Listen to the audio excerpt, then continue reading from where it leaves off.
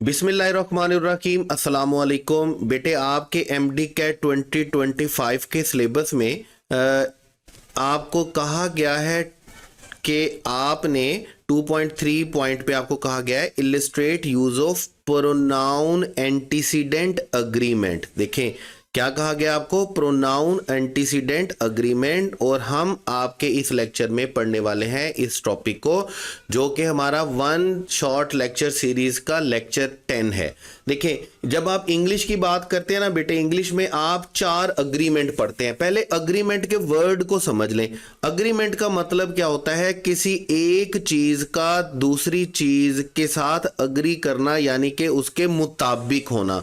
देखें आप इंग्लिश में 4 अग्रीमेंट्स पढ़ते हैं। नंबर 1 जो अग्रीमेंट आप पढ़ते हैं ना, वो आपके पास कौन सा है, क्वांटिफायर अग्रीमेंट। क्वांटिफायर अग्रीमेंट हमने नाउन में पढ़ा। क्वांटिफायर अग्रीमेंट क्या होता है कि आपका जो क्वांटिफायर है वो अग्री करना चाहिए बेटे किसके साथ, नाउन के साथ। अगर आपका नाउन काउंटेबल है तो क्वांटिफायर भी क्या होना चाहिए, काउंटेबल। और अगर आपका नाउन अनकाउंटेबल है तो क्वांटिफायर भी क्या होना चाहिए, अनकाउंटेबल। जैसे देखें मैं मैनी पेट्रोल का वर्ड नहीं लिख सकता, मैनी पेट्रोल लिखूंगा तो बात गलत हो जाएगी। इसी तरह मैं मच बुक्स का वर्ड नहीं लिख सकता, अगर मैं मच बुक्स लिखूंगा तो भी बात मेरे पास क्या होगी, गलत हो जाएगी, क्योंकि मैनी काउंटेबल होता है, पेट्रोल अनकाउंटेबल है, मच अनकाउंटेबल है, जबकि बुक्स क्या है, काउंटेबल है।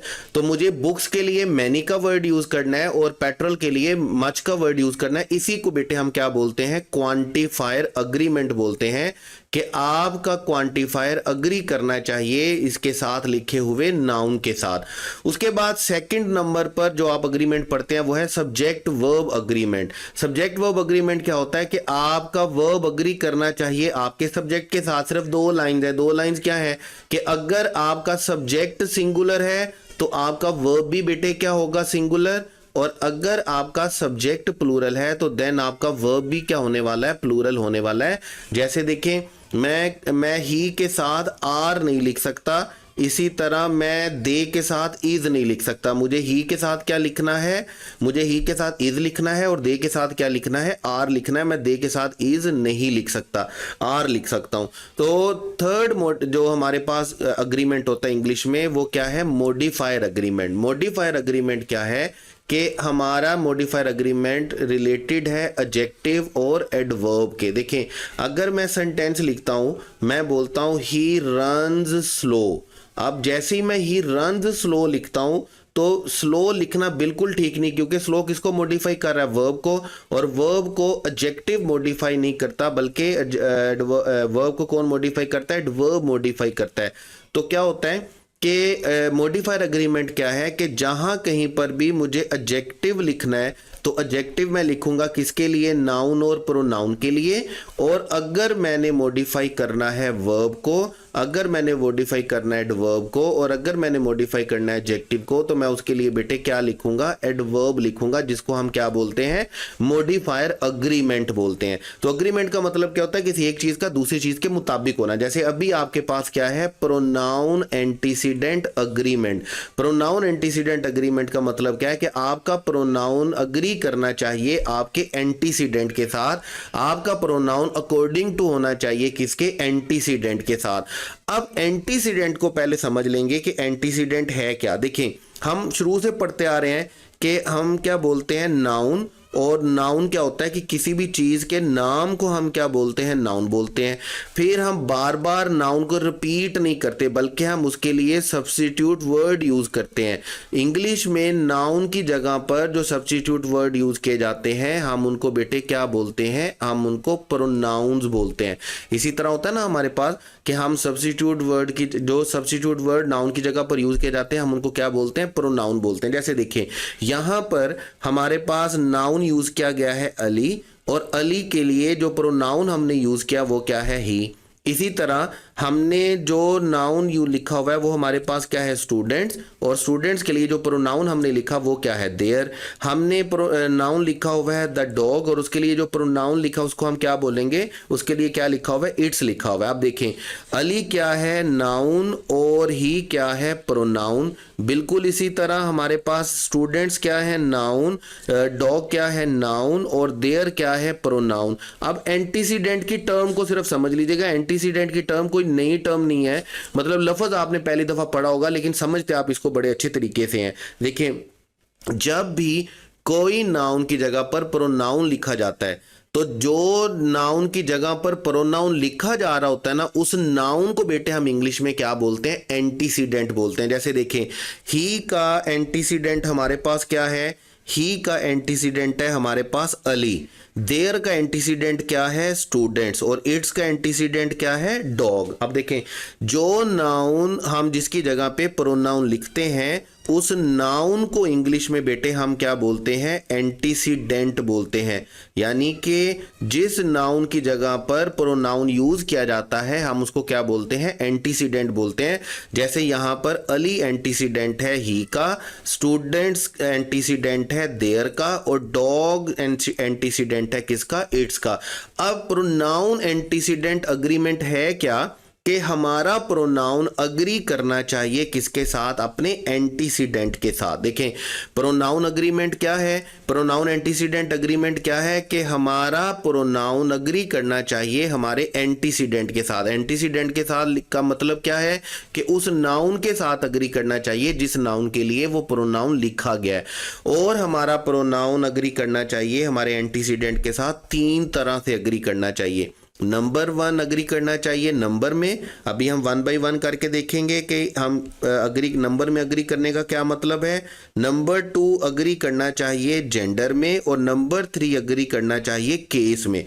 जैसे देखें हमारे पास क्या होता है कि मैंने एक सेंटेंस लिखा Ali is a good student they studies hard. अब हम यहाँ पर किस नाउन की बात कर रहे हैं, अली की बात कर रहे हैं, और हम उसकी जगह पर प्रोनाउन कौन सा यूज कर रहे हैं, हम उसकी जगह पर प्रोनाउन यूज कर रहे हैं दे का। तो मुझे बताइएगा कि क्या दे अली के साथ अग्री करता है, दे अली के साथ बिल्कुल अग्री नहीं करता। और किस तरह अग्री नहीं करता, नंबर में अग्री नहीं करता।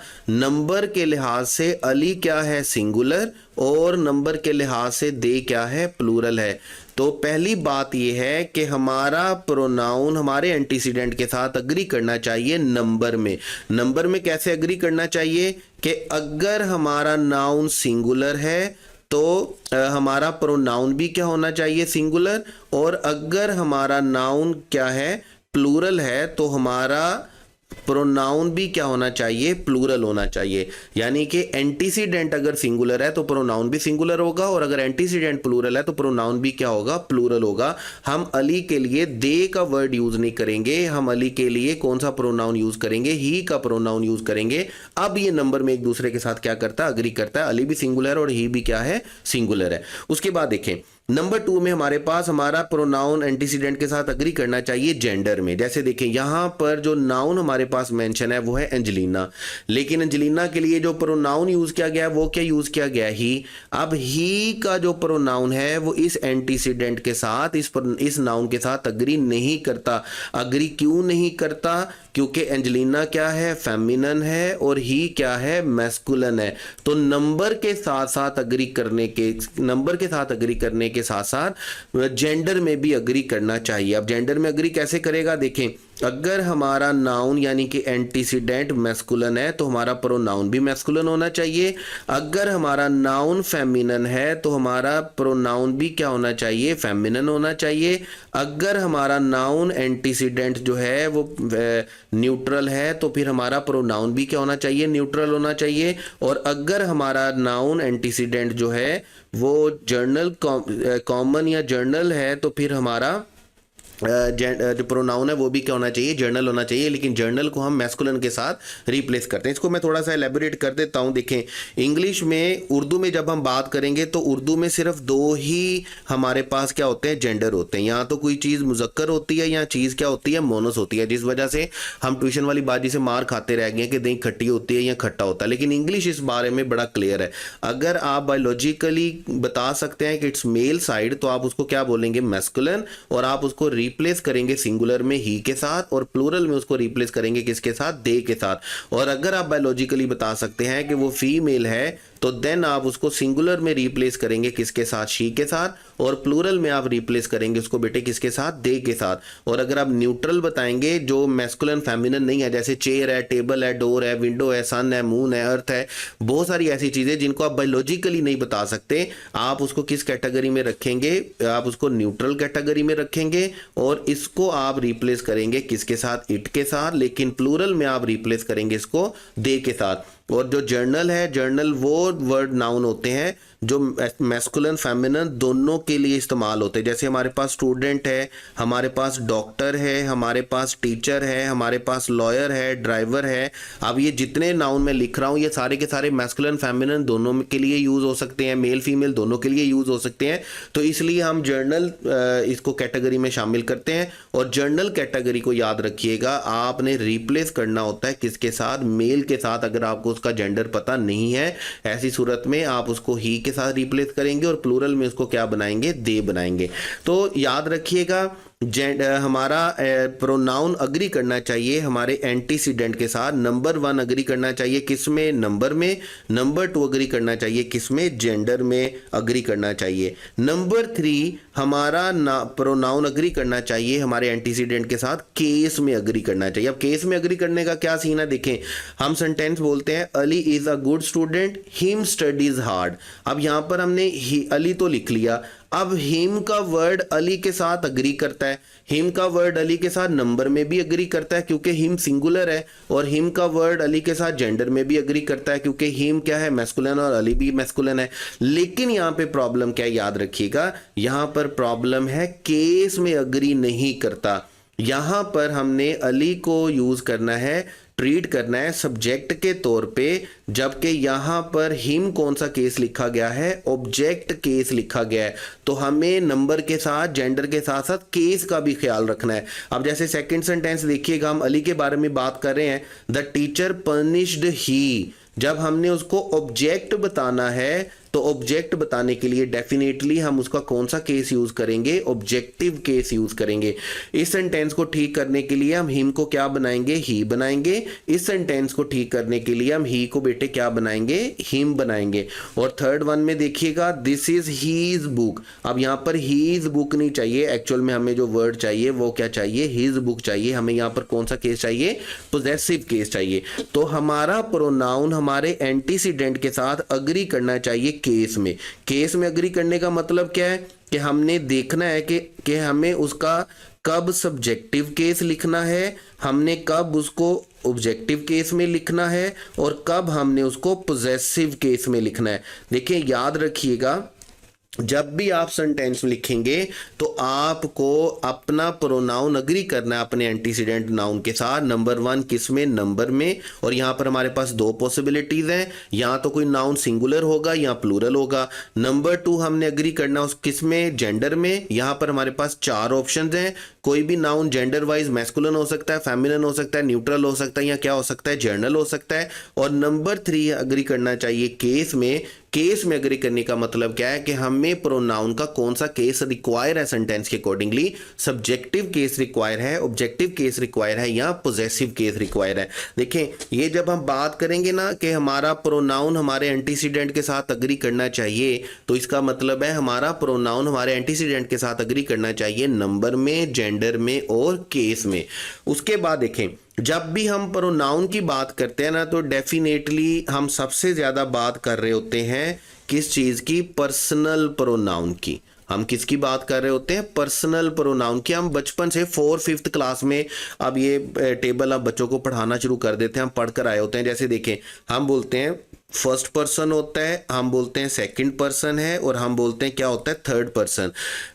कम्युनिकेशन के लिहाज से जब भी आप फर्स्ट पर्सन बोलते हैं ना, तो इसका मतलब जो बंदा भी बात कर रहा होता है ना, उसको हम स्पीकर बोलते हैं फर्स्ट पर्सन। जो बंदा बात सुन रहा होता है उसको हम लिसनर बोलते हैं यानी कि सेकंड पर्सन, और जिसके बारे में बात की जा रही होती है ना, उसको हम क्या बोलते हैं थर्ड पर्सन, यानी कि बात जिसके बारे में बात हो रही है। अब देखें, अब ये तो हो गया first person, second person, third person. फिर हमें ये देखना है कि हमने सिंगुलर कब ट्रीट करना है और प्लूरल कब ट्रीट करना है। फिर हमने ये देखना है कि हमने उसका जेंडर क्या बनाना है, क्योंकि यही तो तीन चीजें हमने उनकी देखनी है। नंबर 1 हमने क्या देखना है, उसका नंबर देखना है। नंबर 2 हमने उसका जेंडर देखना है। और नंबर 3 हमने क्या देखना है कि हम उनका कब सब्जेक्टिव केस यूज करेंगे, कैसे ऑब्जेक्टिव केस यूज करेंगे, पॉजेसिव या पॉजेसिव एडजेक्टिव केस यूज करेंगे। जैसे देखिए, हम बचपन से पढ़ते आ रहे हैं, कोई नई बात तो इसमें है नहीं। फर्स्ट पर्सन आई हो या प्लूरल के लिए वी हो, ये मैस्कुलिन फेमिनिन दोनों के लिए यूज होते हैं। फर्स्ट पर्सन में हमें हमारे लिए मैस्कुलिन फेमिनिन के लिए कोई अलग वर्ड नहीं है।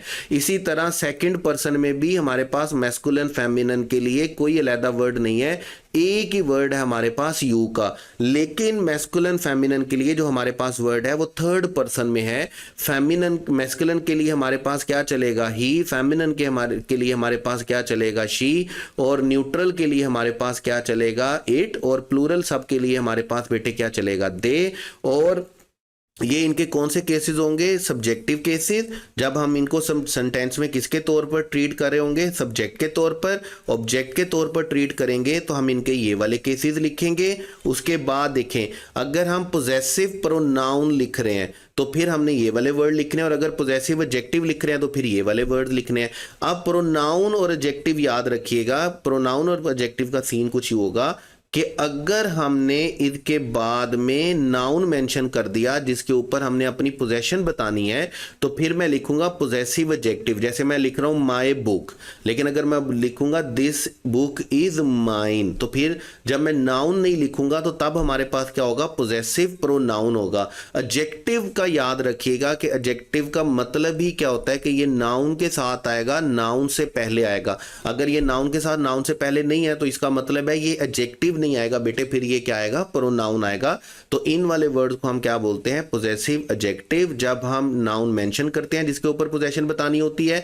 और अगर हमने नाउन मेंशन नहीं करना जिस पे पोजेशन बतानी है, तो फिर हम एडजेक्टिव की जगह पर क्या लिखते हैं, प्रोनाउन लिखते हैं।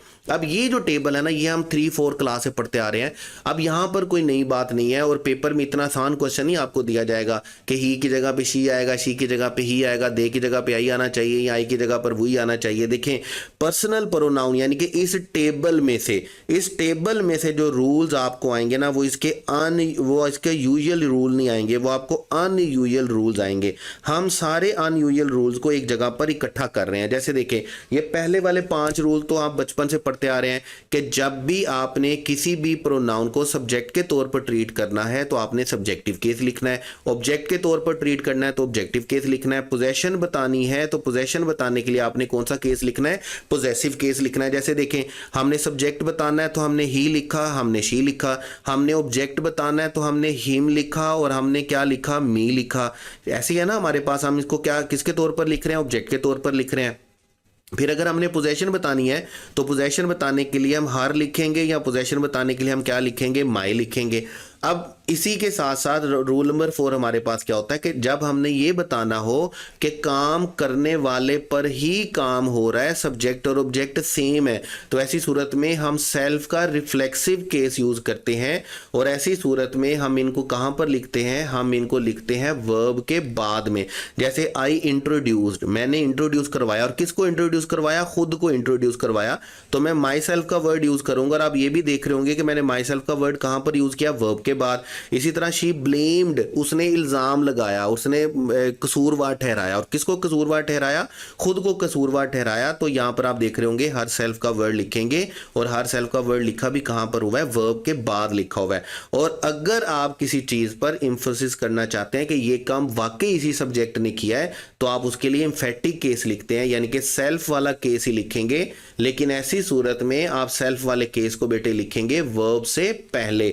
जैसे आई माई सेल्फ चेक्ड। अब यहाँ पे माई सेल्फ का वर्ड कहाँ पर लिखा हुआ है, चेक से पहले। यहाँ पर हर सेल्फ का वर्ड कहाँ पर लिखा हुआ है, सोल्व से पहले। यानी कि ये मैंने खुद सोल्व किया है, ये मैंने खुद चेक किया है। ये जो खुद करने वाला एलिमेंट होता है ना, इसको हम क्या बोलते हैं, रिफ्लेक्ट। इसको हम एम्फेटिक केस बोलते हैं जब हम सेल्फ का वर्ड यूज करते हैं कहाँ पर, वर्ब से पहले। ये 5 जो यूजेस हैं ये तो हमारे पास रेगुलर यूजेस हैं। इसके बाद वाले जो रूल्स हैं ना वो आपको अच्छे तरीके से समझने हैं, पल्ले बांधने, याद रखने हैं। और अगर प्रोनाउन एंटीसीडेंट अग्रीमेंट में से क्वेश्चन आता है तो बिलीव मी ये अनयूजुअल प्रोनाउन में से क्वेश्चन आएगा। आप देखें जहां कहीं पर भी बी फॉर्म होगी तो बी फॉर्म के बाद कौन सा केस आएगा, सब्जेक्टिव केस आएगा।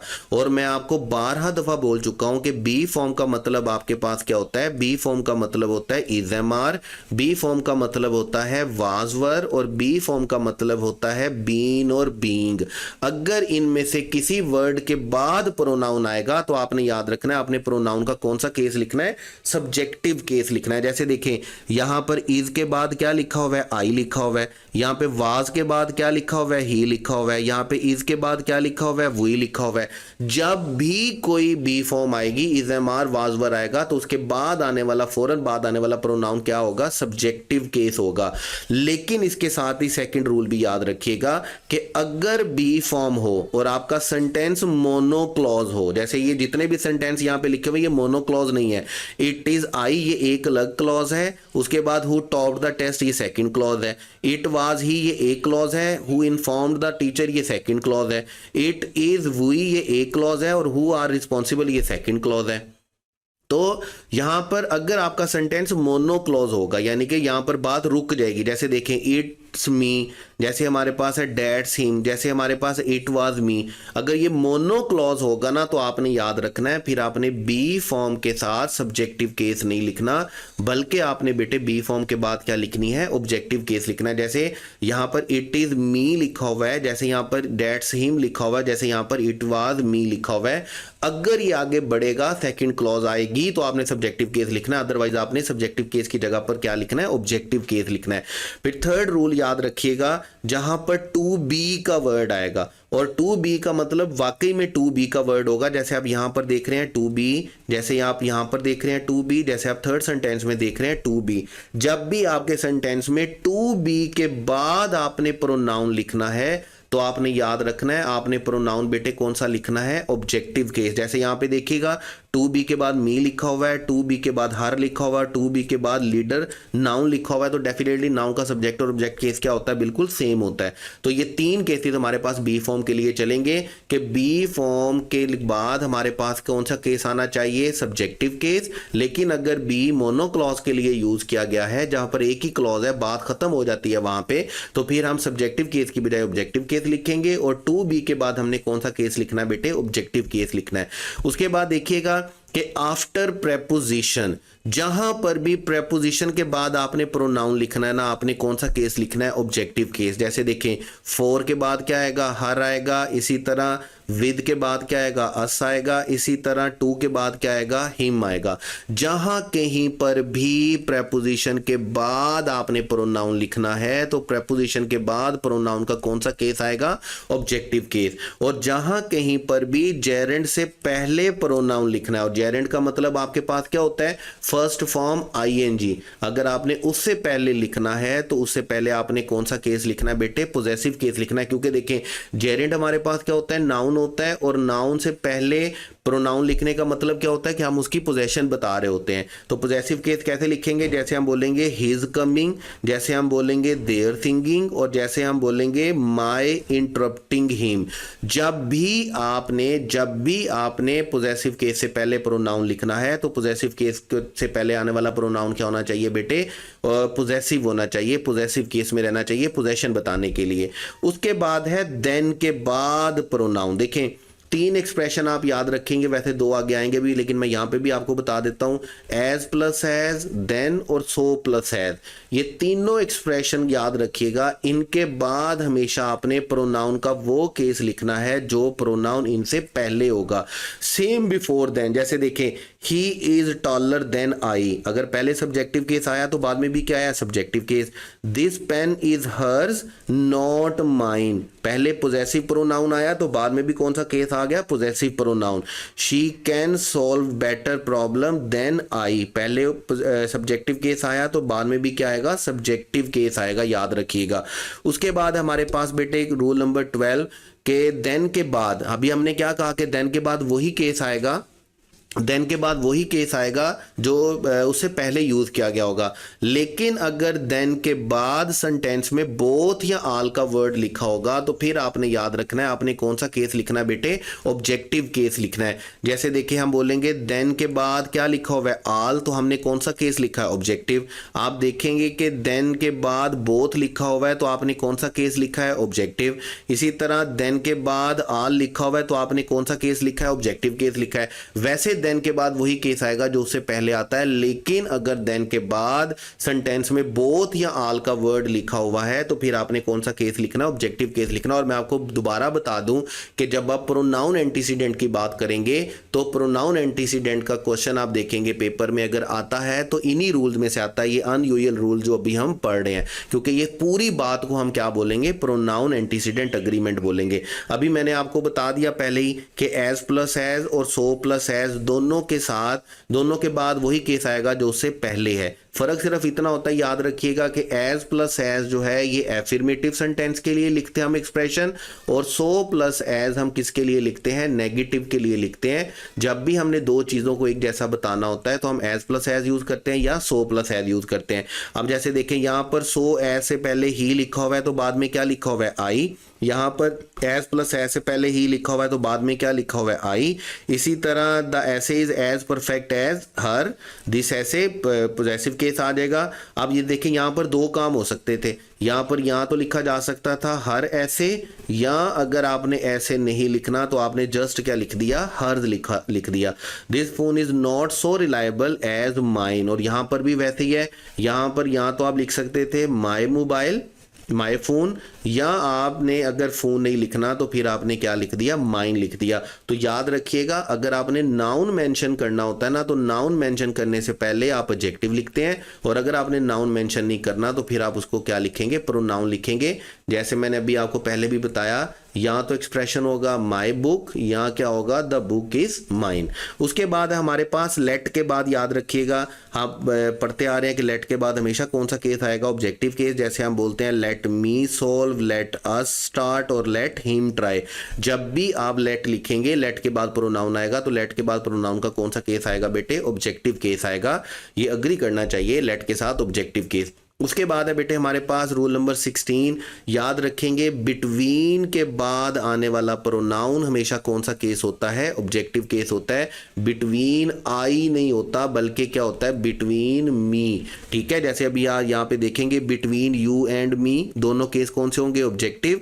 बिटवीन हर एंड मी दोनों ऑब्जेक्टिव केसेस हैं। Between them and us and दोनों क्या है, ऑब्जेक्टिव केसेस हैं। जब भी आप सेंटेंस में बिटवीन के बाद लिखेंगे प्रोनाउन तो प्रोनाउन बिटवीन के बाद कौन सा होगा, ऑब्जेक्टिव केस होगा।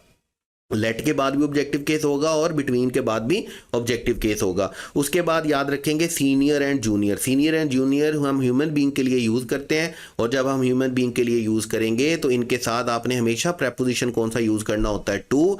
और टू की सूरत में आपने याद रखना है, टू के बाद आपने कौन सा केस लिखना है, ऑब्जेक्टिव केस लिखना है। जैसे जूनियर टू मी, जैसे सीनियर टू हिम, जैसे प्रेफरेबल टू अस। अब ये प्रेफरेबल का मतलब क्या है, क्या आपने याद रखना है इनमें से कौन से वर्ड यूज होते हैं, रेफर और प्रेफर भी यूज होता है सेम रूल्स के साथ। लेकिन आप याद रखेंगे जूनियर सीनियर तो हम ह्यूमन बीइंग के लिए यूज करते हैं, पर्सन्स के लिए यूज करते हैं। लेकिन ये जो वर्ड है ना हमारे पास सुपीरियर इंफीरियर, ये हम ह्यूमन बीइंग के लिए यूज नहीं करते, ये हम ऑब्जेक्ट्स के लिए यूज करते हैं। और जब हम ऑब्जेक्ट्स के लिए सुपीरियर इंफीरियर यूज करेंगे तो हमने टू के बाद पोजेसिव केस यूज, हमने पोजेसिव केस यूज करना है, हमने ऑब्जेक्टिव केस यूज नहीं करना। जैसे देखिए सुपीरियर टू मी नहीं होगा बल्कि क्या होगा, सुपीरियर टू माइन। इसी तरह सुपीरियर टू यू नहीं होगा बल्कि क्या होगा, योर्स, क्योंकि हम ऑब्जेक्ट की बात कर रहे होंगे ना। अगर हम ऑब्जेक्टिव केस लिखेंगे तो इसका मतलब होगा कि हम पर्सन को पर्सन के साथ कंपेयर कर रहे हैं, जबकि हम पर्सन को पर्सन के साथ कंपेयर नहीं कर रहे होते, हम सुपीरियर इंफीरियर की सूरत में ऑब्जेक्ट्स की बात कर रहे होते हैं। तो इसलिए जैसे यहाँ पर इंफीरियर टू अस नहीं आएगा बल्कि क्या आएगा, इंफीरियर टू आर्स आएगा। तो ये याद रखिएगा कि जब भी आपने सुपीरियर इंफीरियर लिखना है तो सुपीरियर इंफीरियर हम किसके लिए लिखते हैं, ऑब्जेक्ट्स के लिए। और हमने टू के प्रेपोजिशन के बाद यहाँ पर हमेशा कौन सा केस लिखना है, पोजेसिव केस लिखना है, आपने कभी भी ऑब्जेक्टिव केस नहीं लिखना। उसके बाद लास्ट रूल आप याद रखेंगे, 3 रूल्स 19, 20 और 21 के ये वो रूल्स हैं जहाँ पर हम फर्स्ट पर्सन, सेकेंड पर्सन और थर्ड पर्सन को एक ही सेंटेंस में यूज करते हैं। ठीक है, तो बड़ा सिंपल है, बड़ा सिंपल इस तरह है कि अगर आप कोई न्यूट्रल काम कर रहे हैं ना, जैसे आप कोई न्यूट्रल काम कर रहे हैं, कोई प्लूरल फॉर्म बता रहे हैं जिसका अच्छाई बुराई के साथ कोई ताल्लुक नहीं है, तो आपकी अरेंजमेंट क्या रहेगी, सबसे पहले फर्स्ट पर्सन आएगा, उसके बाद सेकंड पर्सन आएगा, उसके बाद थर्ड पर्सन आएगा। ठीक है, लेकिन अगर आप कोई अच्छा या बुरा काम कर रहे हैं ना, तो आप देख रहे होंगे कि थर्ड पर्सन को कहाँ पर रखा गया है, दरमियान में। इंग्लिश ये कहती है कि जब कोई आप अच्छा या बुरा काम कर रहे हैं तो आपने थर्ड पर्सन को दरमियान में रखना है, क्योंकि वो वहां पर मौजूद नहीं है। अच्छे काम के लिए आपने खुद को बाद में रखना है और बुरे काम के लिए खुद को पहले, और अच्छे काम के लिए सामने सेकंड पर्सन को पहले रखना है और बुरे काम के लिए सेकंड पर्सन को कहां पर रखना है, बाद में रखना है। क्योंकि इंग्लिश ये मानती है कि गुनाह की ये जो फसाद की जड़ होती है वो आप खुद होते हैं, कोई दूसरा नहीं होता। तो बेसिकली ये 3 अरेंजमेंट बनेगी, 1 2 3 न्यूट्रल के लिए, और अच्छाई के लिए क्या बनेगी 2 3 1, और बुराई के लिए क्या बनेगी 1 3 2। जैसे आप सेंटेंसेस को देखिएगा, you he and I help the poor. अब गरीबों की मदद करना अच्छा काम है, तो सबसे पहले क्या आएगा, सेकंड पर्सन, उसके बाद थर्ड पर्सन, उसके बाद क्या आएगा, फर्स्ट पर्सन। इसी तरह you they and we donated for the flood victims, हमने फ्लड विक्टिम्स के लिए डोनेट किया, तो अगेन सेकंड पर्सन पहले आएगा, थर्ड पर्सन बाद में, और लास्ट में क्या आएगा, first person. Broke the rule, कानून तोड़ा है तो खुद को सबसे पहले रखना है और सेकंड पर्सन को बाद में। एज यूजुअल थर्ड पर्सन दरमियान में रहेगा। मेड द मिस्टेक, गलती की है तो थर्ड पर्सन दरमियान में रहेगा, खुद को पहले रखना है और सेकंड पर्सन को कहां पर रखना है, बाद में। उसके बाद will attend the seminar, seminar attend करना या एक ही हॉस्पिटल में काम करना, ये दोनों टास्क क्या है, न्यूट्रल हैं। आपने यहां पर सिर्फ प्लूरल का कॉन्सेप्ट देना है, यहां पर अच्छाई बुराई वाला कोई कॉन्सेप्ट नहीं है। इसलिए आप देख रहे होंगे फर्स्ट पर्सन पहले आएगा, उसके बाद सेकंड पर्सन आएगा, और उसके बाद क्या आएगा आपके पास, थर्ड पर्सन आएगा। तो जब भी आपके पास एक ही सेंटेंस में तीनों प्रोनाउन यूज होंगे, first person, second person, third person, तो आपको ये 3 अरेंजमेंट्स याद रखनी है। और ये पूरी बात आपने याद रखनी है, इस पूरे के पूरे रूल्स को, ये जितने भी रूल्स हमने पढ़े हैं, ये सारे के सारे रूल्स हमारे पास टोटल मिलाकर एक ही बात बनती है, जिसको बेटे हम क्या बोलते हैं, जिसको आप क्या बोलेंगे कि क्या पढ़ा अभी आपने, प्रोनाउन एंटीसीडेंट अग्रीमेंट। ये जितनी बात हमने की है, इस सारी बात को आप सम अप करेंगे तो हम इसको क्या बोलेंगे, प्रोनाउन एंटीसीडेंट अग्रीमेंट। लेकिन याद रखिएगा कि चूंकि सेंटेंस आपके सब्जेक्ट में प्रोनाउन का वर्ड आ गया, तो ऐसा जरूरी नहीं है कि वो सिर्फ प्रोनाउन एंटीसीडेंट अग्रीमेंट में से ही क्वेश्चन देगा, प्रोनाउन की किसी और काइंड में से भी क्वेश्चन बन के आ सकता है। तो इसके लिए बेहतर यही है कि अगर आपके पास थोड़ा सा टाइम है और आप इसको बेहतर करना चाहते हैं मजीद, तो आप चैनल पे, मेरे चैनल के ऊपर प्रोनाउन के डिटेल्ड लेक्चर पड़े हुए हैं, 4-5 लेक्चर्स हैं, बल्कि 3 लेक्चर्स हैं गालबन 4। उनको जरा 2x की स्पीड पे करके देख लीजिएगा या 1.75 की x की स्पीड पे करके देख लीजिएगा, लेकिन उनको एक दफ़ा गो थ्रू ज़रूर कर लीजिएगा। और प्रोनाउन की डिस्कशन भी पड़ी हुई है गालबन, शायद नहीं पड़ी हुई है, मुझे एग्जैक्ट उसका पता नहीं है। बहरहाल ये जो रूल है प्रोनाउन एंटीसीडेंट एग्रीमेंट, इसको अच्छे से देख लीजिएगा। और अगर आप पूरे के पूरे लेक्चर प्रोनाउन के डिटेल से ना भी देखें, तो रिलेटिव प्रोनाउन का जो लेक्चर पड़ा हुआ है ना, उसको लाजमी तौर पर देख लीजिएगा, उसको किसी सूरत भी मिस ना कीजिएगा। 99.9% मैं कह सकता हूं कि अगर प्रोनाउन में से क्वेश्चन आता है तो ये जो प्रोनाउन एंटीसीडेंट एग्रीमेंट के रूल्स मैंने आपको करवाया उसमें से आएगा, या रिलेटिव प्रोनाउन के रूल्स में से आएगा। तो कुछ और करें या ना करें, रिलेटिव प्रोनाउन के रूल्स वाला लेक्चर लाजमी देख लीजिएगा, बड़ा इंपॉर्टेंट है पेपर पॉइंट ऑफ व्यू से, और पेपर में क्वेश्चन बनने के बड़े चांसेस हैं रिलेटिव प्रोनाउन में से। तो ये था बेटे हमारे पास लेक्चर 10 1 शॉर्ट सीरीज का प्रोनाउन एंटीसीडेंट एग्रीमेंट। उम्मीद है आपको अच्छे तरीके से समझ आया होगा। फिर भी अगर कोई बात समझ में नहीं आई है तो परेशान नहीं होना है, टेंशन नहीं लेनी है। आई एम अवेलेबल, पूछ लीजिएगा, डिस्कस कर लीजिएगा। और उसके बाद उसी तरह हमेशा की तरह मेहनत करते रहना है, कोशिश करते रहना है, नमाज़ पढ़ते रहना है, कुरान मजीद पढ़ते रहना है, दुआएं अपने लिए करनी है और दुआओं में मुझे ढेर सारा याद रखना है। Wish you all the best. अल्लाह हाफिज़।